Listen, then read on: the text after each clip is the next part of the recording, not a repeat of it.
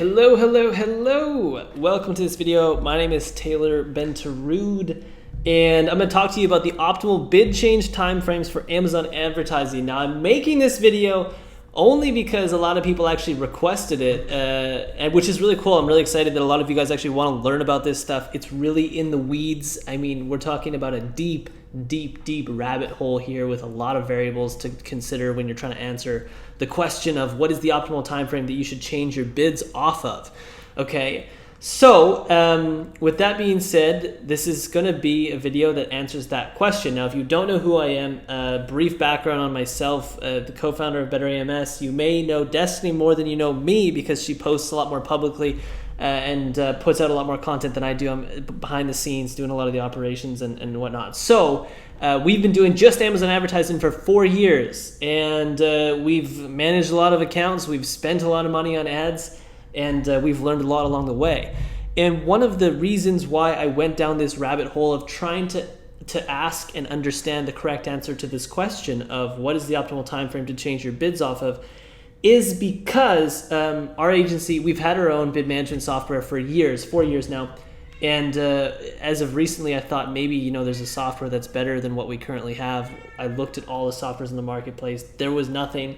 And I thought to myself, okay, well, we're going to have to build our own bid management software. And now if I'm going to invest a lot of money into really building a badass software, because the software we have, it's good, but it could be 10 times better, I really want to understand this question. So let me dive into it. This is what we did, okay? We pulled 4 bulk files for 5 different accounts. Each account had 4 bulk files, so we're talking about 20 files here. And essentially what we did is I pulled a bulk file for the last 7 days. If you don't know what a bulk file is, it's basically an Amazon advertising report that essentially tells you the performance of every single campaign, ad group, and keyword in your account for both sponsored products and sponsored brands if you're running both of those types of ads. And depending on the time frame that you select, okay? So you have one bulk file here. This is one account. I've blurred out all the client data here for the purposes of obviously just NDAs and the sensitivity. Our clients obviously don't want to be having me share their data. But this is an account. This is an account. This is an account. This is an account. So we're looking at 5 accounts. 3 of them, I believe, 2 or 3 are 8 figures. The other 2 are 7 figures. So they're decent size accounts. All right, and we pulled 4 bulk files for each account. Now this is a 7-day time frame that we're looking at here, and it tells us the total spend, sales, and ACoS of this account in the last 7 days. It's from a bulk file. This is a 14-day bulk file, and it tells us the last 14 days, the total spend, sales, ACoS of that same account. Then we have the last 21 days, and then the last 30 days. Now this is a very simple test. You can do this yourself with your own account at any time. It does not take that much skill. You just need a little bit of understanding on how to use pivot tables and Excel, and you can do this in a matter of like 20-30 minutes. It took me 12 hours because I was doing 5 accounts. But we pulled the data on January 2nd, okay? And from January 2nd backwards, we were looking at these timeframes. So it's excluding January 2nd, right? I pulled this data on January 2nd, and it starts on from January 1st backwards. So if we were looking at last 7 days, we would be looking at January 1st, December 31st, December 30th, and so on until we get to the 7-day mark. So what's really interesting, and that may blow your mind, it may not blow your mind depending on how deep you understand Amazon advertising, is that what we see here is a massive fluctuation. So if we look at the last 7 days for this account, it shows $88,000 in sales. If we look at the last 14 days, it shows $414,000 in sales. That's fine. Okay, that's all good. That's fine. But if we look at the last 21 days, it shows us $200,000 in sales. And then if we look at the last 30 days, it jumps up to $270,000. So this is very odd. Why is this odd? Because in a perfect world where there's no refunds, there's no delay in sales attribution window, essentially all you have is this perfect advertising platform so that when people purchase, they purchase immediately, and the sale is recorded on that day, and there's no refunds. In that idealistic perfect world, what you would see here is a linear progression moving upwards. So 88,000, 414,000, 600,000, a million, right? Technically, the sales and the spend should be increasing as the days go on because you're looking at more and more days, right? It does not make any sense from this standpoint. So if you look at the last 14 days, it says that with this client's account, we spent $97,000. But if we look at the last 21 days, it's almost half that. It says we only spent $44,000. Now you got to think about this and pause. Why does Amazon tell us that the spend was almost $100,000 for the last 14 days, but for the last 21 days, it's less than that? It's very odd. Why is it odd? Because if you look at the last 14 days, for one report, and then you look at the last 21 days, the 14-day time period is still there. So in theory, that 97,000 should still be there, but it's not, okay? And this is the question. This is why I started going deeper and deeper into the rabbit hole. And I thought to myself, what the fuck is this? I was like, holy crap, this is insane. So then I started pulling more data from more accounts, and I saw this trend. You can see this trend here where the first 7 days, obviously it's a small amount of sales. The next 14 days, there's a lot of sales. Now, this is primarily just because I pulled this data on January 2nd. So 14 days prior, it was mid Q4, mid December when everybody's buying presents. That's why you see a huge increase in sales. Don't pay attention to the massive increase in sales. That's not anything, that's not very significant. The significance comes right here when you look at the 21 data and the difference between the 21 day and the 14 day. How there's this massive drop-off that shouldn't happen in a perfect world, but it's not a perfect world. There's a couple key variables that I'm thinking would cause this, and if you can shed some insight on this, I would appreciate that. That'd be amazing. The only two variables I can really consider is the sales attribution window. So there's a delay in sales, right? When people click and they add to cart and then they purchase, 5 or 6 days later, or maybe they did purchase, but Amazon's advertising platform is not that developed, and there's just a delay on when that sale gets recorded in the ad platform or in the bulk file, whatever it may be. And so you have those two variables: sales attribution window, which is like a delay on the sales coming through and being recorded, and you have refunds. Now, I'm not 100% sure. I have not verified with our reps at Amazon yet. I forgot to actually ask this question on the call I had yesterday with our rep, if in fact that they will reduce the sales if there's refunds. I'm almost positive they do because of how drastic the decrease and increases are. There has to be something going on here. And you can see this trend where, okay, for 21 days, it decreases drastically, then 30 days it increases, 21 days decreases, 30 days increases, 21 day decrease, 30 day increase, 21 decrease, 30 day increase. It's like this on every single account that I ran this study for. Now, I did it for the 5 big accounts, right? These weren't the biggest, but they were 5 relatively large accounts. And, if I did this for all the accounts, I bet you the trend would be very, very, very similar. So this is an interesting topic to talk about because you have a lot of softwares out there that allow you to select time frame that you're going to change a bid on. If you're not using a software, you need to manually think about, how many days am I going to look at, or what's the criteria that I'm looking at? I mean, there's a lot more variables than just time, but time is a very important one because if you see that a keyword is performing at an 80% ACoS in the last 7 days, it may actually be a lot better than that because there's such a massive delay. But at the same time, if you're looking at a keyword in the last 14 days and it's showing a 10% ACoS with, $10,000 in sales, and you're thinking, oh my God, this keyword's crushing, I'm going to increase the bid here.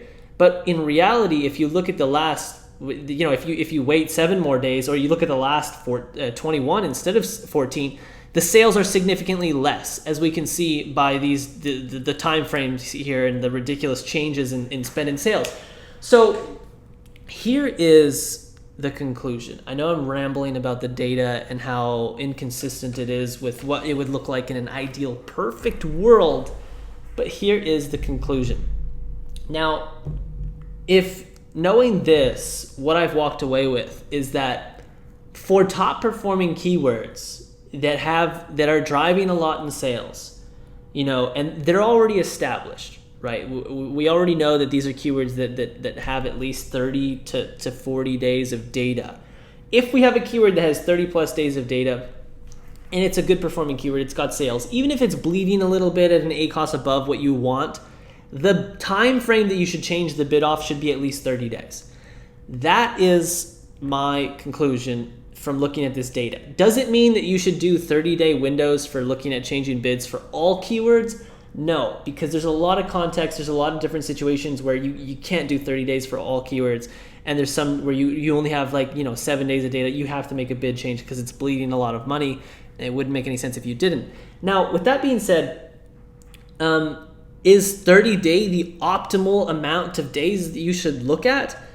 I don't think so. I think in reality that there's a lot of different time frames you can look at, but from this data study that we did, we are definitely going to at least base it off of 30 days until we come to a better conclusion on what this really means. Part of the reason why I'm excited to make this video and why so many people commented is because I'm curious to get your thoughts and what you've heard from internal reps at Amazon and what they've said, or what you have seen in your own analysis of your own data.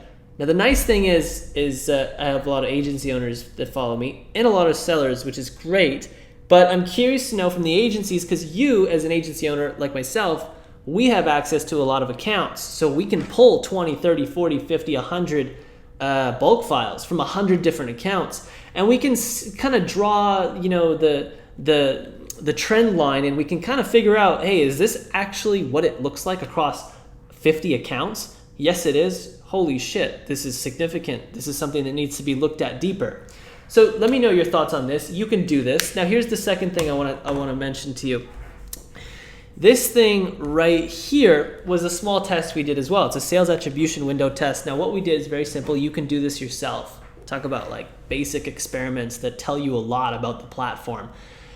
We basically on December 3rd, we pulled December 3rd at this time, which is I think 5 p.m. or 6 p.m. No, sorry, 7 p.m. Every day at 7 p.m. we pulled the sales for, how many accounts was it? For 28 accounts. I got rid of the account names. But we pulled the sales for the previous day. So on December 3rd, I pulled the sales for this account basically that were on December 2nd. So for this account, the sales on December 2nd were $14,500, okay? That was, I pulled that from on December 3rd at 7 p.m. at night. I went and looked into Seller Central. I looked at yesterday's sales and I recorded it right here, okay? Yesterday meaning December 2nd.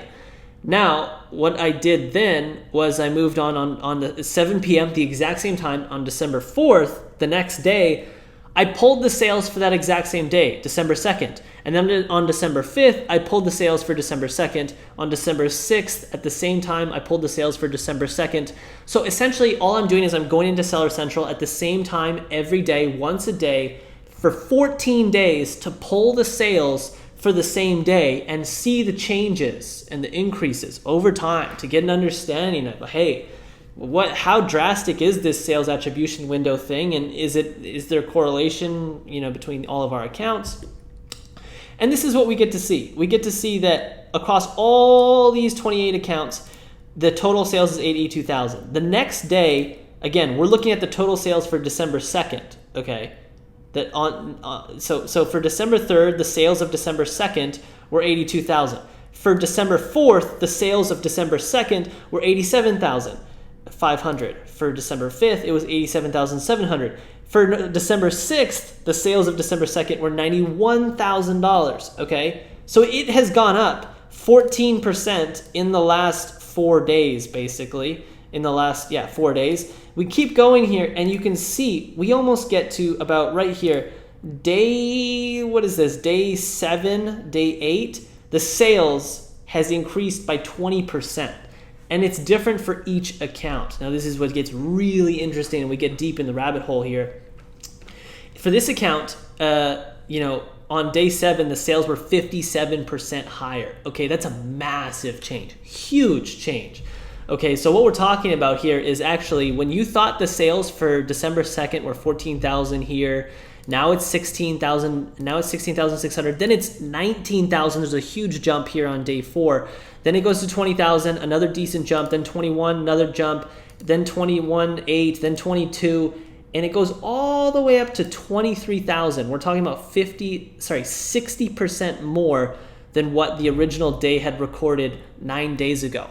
Now, this is an important thing to understand because when you're changing bids, especially for new campaigns, when you have a new campaign and it's got 2 days of data or 3 days of data or even just 4 days of data, and you go and you slash the bids and you cut the bids really hard, you might have potentially just killed a keyword that could have been that may have been extremely profitable.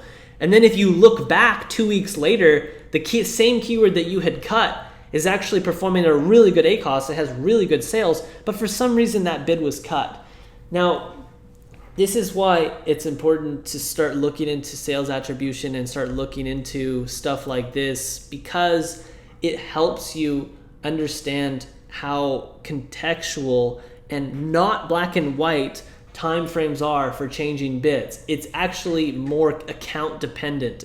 I really doubt that you'd be able to find a nice one number or one way that is universally applicable to every single account, which leads me back to the conversation of, is there a software with some AI god that will allow you to just plug into your account and it will perfectly figure out the exact optimal bid change for every keyword? No, I really don't think it's out there. I've hunted, and although there's some decent stuff out there, it's nowhere near what I would expect.